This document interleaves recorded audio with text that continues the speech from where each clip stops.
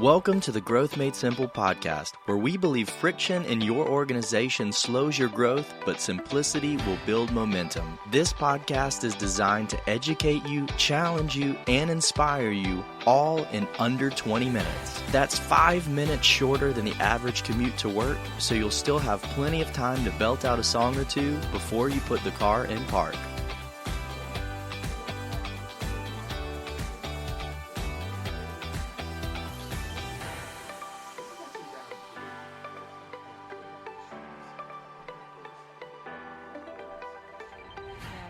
I'm happy to be back. I appreciate you having some flexibility and some grace when it comes to technology, because, technology always works, right?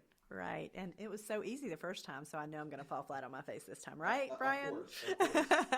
Speaking about falling flat on your face, I can talk about a little basketball right before the... Let's not. Who isn't number one right now? Oh, let's not talk about that. Yeah. Anyway, so if you do not... The Tar Heels will be number one at the end of the season, okay? Well,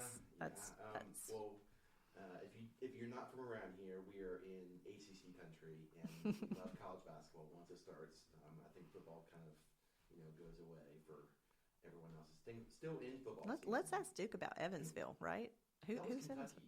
Oh, that's right. That was Kentucky, and you know why I'm getting it confused? My best friend will be listening to this. She's got a son at Duke and a son at Kentucky, so I get to yell against both of them now, right? That would be like the worst thing in the world. Right? Wow.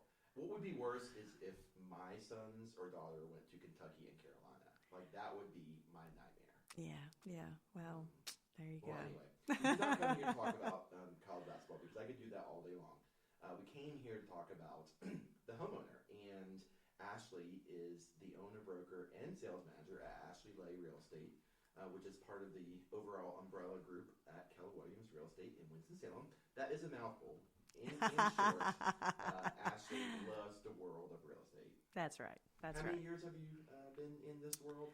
Well, January 2nd of 2006 was my first day as a real estate agent. So what is that? Can you do that math? I think it's 14 years, something like that. In my 14th year. There you go. The economy, right. And 2006 was a beautiful thing. I held my first open house. People walked in, bought that house. There were real estate deals falling out of the sky in 2006, and then the bottom fell out. Well, since then, you've learned a lot. I've learned a lot. Probably had quite a few unique stories. So before we kind of jump into maybe learning about what homeowners want, what are one or two funny, unique stories that you've kind of seen just about the homeowner market that you could share on a live broadcast? Without telling the same stories again.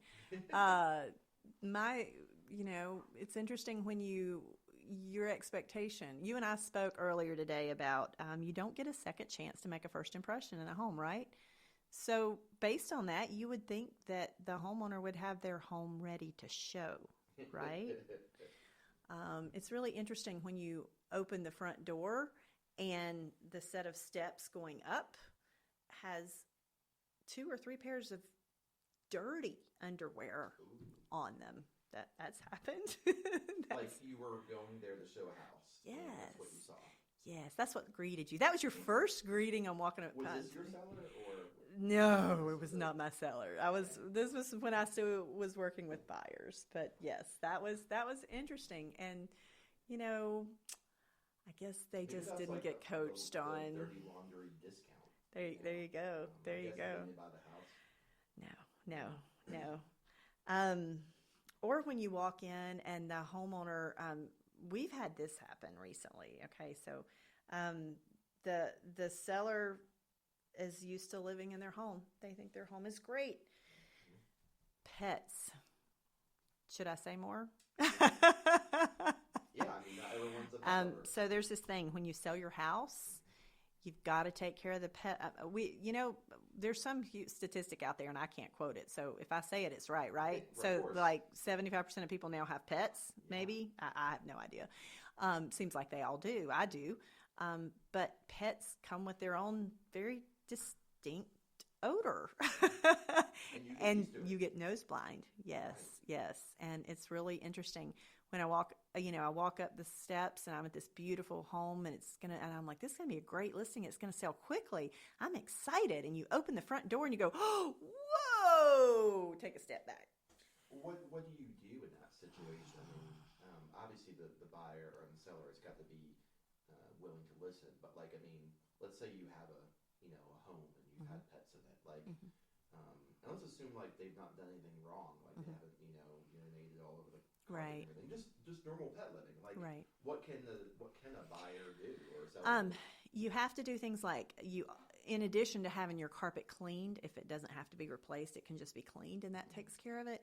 You also have to do things like have your furniture that is cloth. You have to have that addressed as well. You have to clean it in some form or fashion because and things like the beds that the animals have slept in for years, you've got to get rid of. You've got to either get rid of them or replace them, take them with you when you leave the home and give it time that you don't take them 5 minutes before the showing because that odor is still there, is still in the air. And especially if it's been, if we've had, you remember this year up until June, how rainy it was.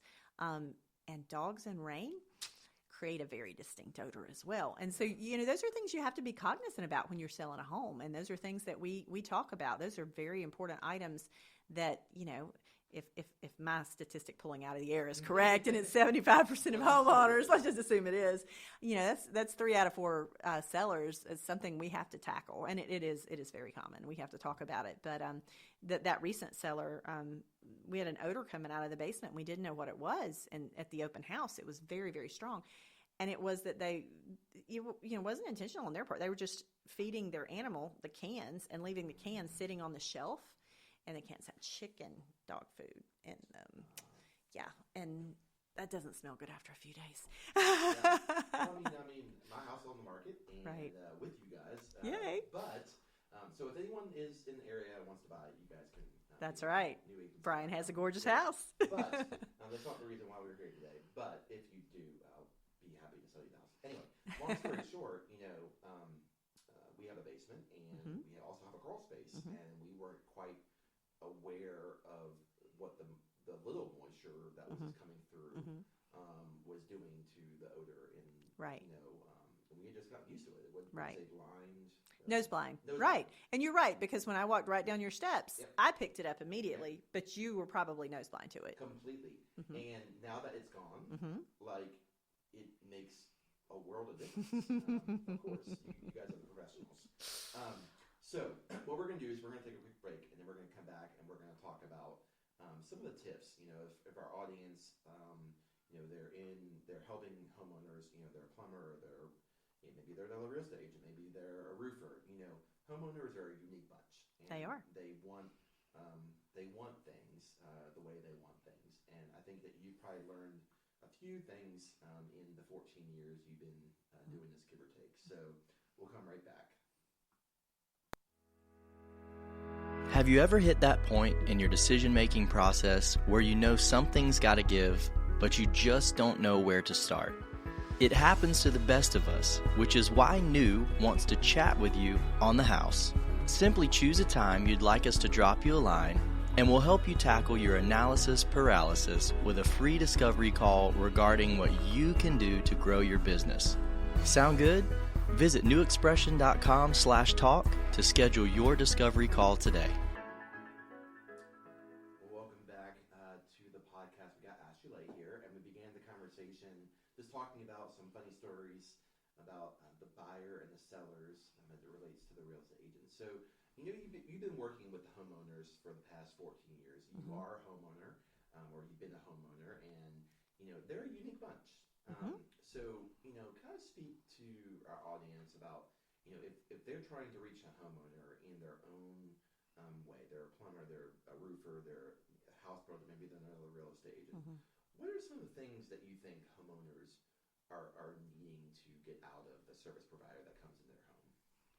Well, I can tell you that the number one complaint that I hear from homeowners about the vendors that they have asked to come into their home and take care of different issues that they have is communication.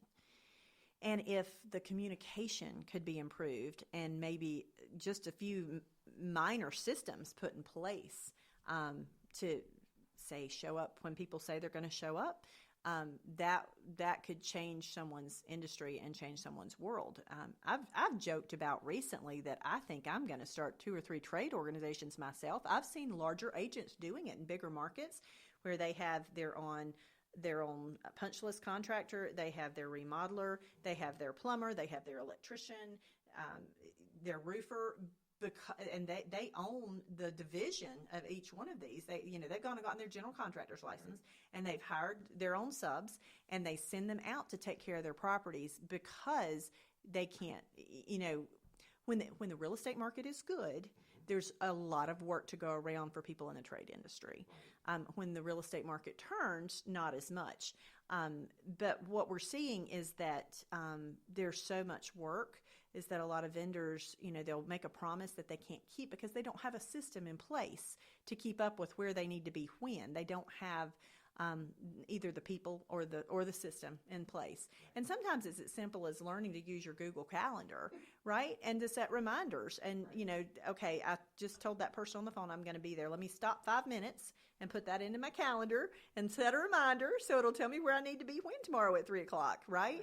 And that's the frustration, and that's the part that the homeowners get. They lose their mind over.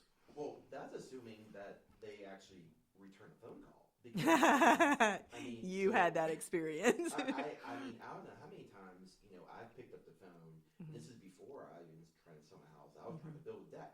Right. I had to call 6 vendors before I could get someone to come out and give me a quote. Mm-hmm. Before someone would even come out, and it's like. That just blows my mind, that I'm trying to give you money. Right. And you're so busy, or maybe, as you said, they don't have the system and processes in place. Well, okay, so let me back up a little bit and tell you that when I used to be with another real estate company, I ran around and was a real estate agent all the time. And I was what I would call a Pop-Tart agent. And that meant that if somebody called and said, I want to see this house, I went, sure, how fast, and they were like, when can you be here? I'll be there as fast as I can get there, right? Just running around showing property. After I came to Keller Williams, they taught me how to build a business and not just be an agent.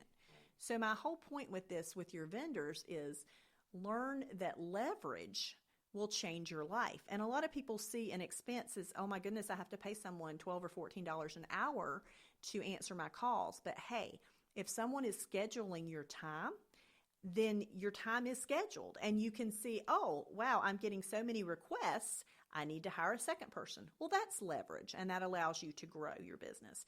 And then, oh, wow, I could have 2 sets of people working and do 2 appointments in an hour. Okay, I hire more leverage. And until you have those systems in place, it makes your life a little difficult, is the best way I can put it. It's changed my world to get leverage. Wow. So, for our listeners, it could be the roofer that's literally on the roof, mm-hmm. And can't find time to put down, his hammer and nails mm-hmm. to return a voicemail. Mm-hmm. And what you're saying is by surrounding yourself with people that can do other things, mm-hmm. there's leverage in your business. Mm-hmm. So, how much business did he lose up on the roof, right? By not having that $12 an hour employee to take that call. Yeah, definitely. Yeah. And, in our world, we would say that about your website. We want to treat our clients' websites like an employee. Exactly. A person that actually works for you 24 Well, it's leverage. It's 24-hour leverage. Yeah. Yeah. So what are some other things, so a homeowner is going to want timely communication, mm-hmm. actually respond, mm-hmm. and then show up. Mm-hmm. So you're saying some systems and processes can be your leverage to be able mm-hmm. to help take that next step. What mm-hmm. are some other things that a homeowner wants? They want people are willing to pay a fair wage for a fair return, if that makes sense. I have seen over and over that people don't necessarily want the cheapest or the most, then they don't want the most expensive, but they will pay what is fair to have the equivalent work done. Right. That is good construction, good quality, whatever that looks like. Especially if they're going to do it when they say they're going to do it. Oh, that's most vendors out there can make their clients so happy. That's 75% of the battle. I mean, they can do an okay job, and the client's still so happy because they communicated. They were there when they said they were going to do it. The job was finished. It was completed, and it came in on budget. Hey, they're thrilled because 9 out of 10 people, like you said, they don't answer their phone 5 out of 6 times. Yeah. They don't show up when they say they're going to show up 9 out of 10 times. Right. That's, yeah. So it sounds like what you're describing is good, consistent work. Mm-hmm. Even if it's not perfect, Mm-hmm. is probably better Yep. if you're able to use that other time to be actually being on time and actually doing what you say you're going to do. Right. And what I've seen and heard from a lot of, especially some of my contractors, is they don't want to grow their brand, their group, because they feel like they'll lose some of the oversight and management, and where they want to they're a perfectionist. I'm thinking of one in particular, and he is an amazing contractor. He builds a beautiful house, but he could have grown his business exponentially over his life to this point if he had hired some leverage. Right. But he won't give up the daily oversight. And 9 out of 10 people are not so demanding that it needs to be perfect. They just want it to a good job, a good quality job, and they're going to be happy. So, Ashley, you're a person that I think exudes excellence in what you do. It sounds like you were previously maybe in that same boat that, when you were with a different real estate agent, or different Company. real estate company, you potentially struggled with that very concept, would you say? And how has that given you life by Well, trusting others? what I found is that you are one person, okay? Let's use an electrician as an example. An electrician is one person, and he may have a helper. As an agent, I was one person. And I think the most homes I ever sold with my previous company was about 46 or 8 homes in a year. And that was working 90 or 100 hours a week on average. I never stopped. It drove my children crazy. It drove my husband. I would get the children to bed. I would be sitting there with the laptop on my lap until midnight. I was exhausted every day because I'd get up and start again at 7 a.m. or 6:30 a.m. and start all over. And it was the same process every day. And I was able to do 48, almost 50 people, serve 50 families, but at what expense? My own family, my own life, my own health. And when I got the leverage to help me do that, now, our business, we're going to do we're going to serve nearly 200 families this year. Right. And I've got a team behind me, and I work less hours than I've ever worked in my life. And that's what we teach people to do. And that's what I'm passionate about. Other industry and other people learning to do this. I had this conversation today with a person on my team, talking to her about her children and how they can learn, a trade, but also get that business degree or that marketing degree from Forsyth Tech and be able to build that business and leverage themselves. Because as that one electrician, you can only do so many jobs a day. Right. You can't do any more than that. But when you hire a team and have a good team behind you, you can grow your business exponentially. Well, I think that's probably the struggle with vendors is because they got into the trade to do the trade. Correct. They did not get into trade to run a business. Well, and probably no one ever taught them the skills that they need to run that business, which the number one being, answer your calls. Yeah. Your text. So it sounds like, by you would just say supporting yourself and trusting others, to be able to work alongside of you, has provided you, the things that you desire. And, not to say that real estate is not hard, because we just spent like the past hour talking about all the challenges about that. But I mean, as a tradesman, that is hard work, especially if you're, under the plumbing, on the roofs, and you can't. I mean, there's going to come a point in their lives that they're not going to be able to do that. And right. So, if you've built a business just, filling your day with plumbing jobs, right. When you can't physically do it anymore, exactly. your income stream stops. Right. Right. So what you're describing is not just, adding value to today, but you're talking about investing for your future. You are. And because that plumber, if he works 30 years, every year his business grows. If he's, doing half of a decent job, it's probably growing every year because of word of mouth.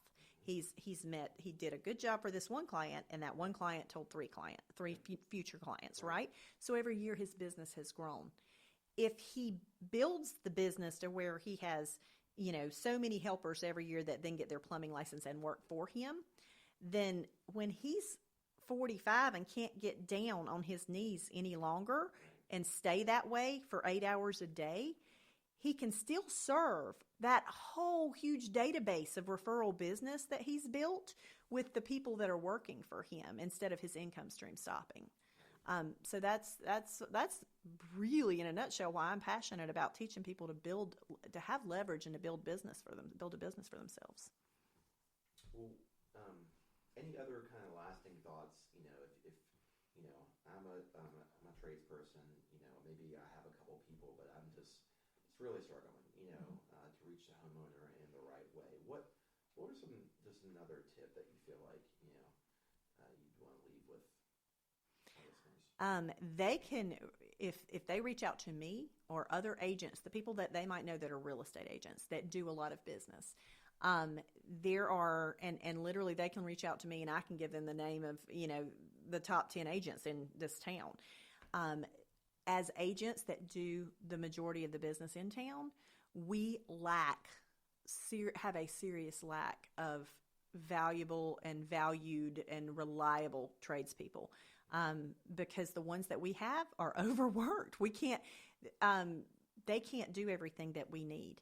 I literally get asked on a daily basis, probably for 5 different sets of trades. And that's a daily basis. And I'm not in active production. That's just my past clients reaching out to me, saying, hey, I need my septic backed up. Who do I call? Yeah. Right? And I put my house on the market with you guys, and I had a litany of things I needed to be done. And, I did the same thing. I asked you guys. And interestingly, those are the only people that actually called me back. So maybe you've, vetted those people a little bit better than well, and that's the thing is they know that, we have a great relationship with each other because we are going to send them, as long as they do what we ask them to do and they take care of our clients, we'll take care of them. Exactly. Right. Yep. Scratch each other's backs. That's right. Well, Ashley, we actually recorded it this time. So the first time we tried technology was not on our side.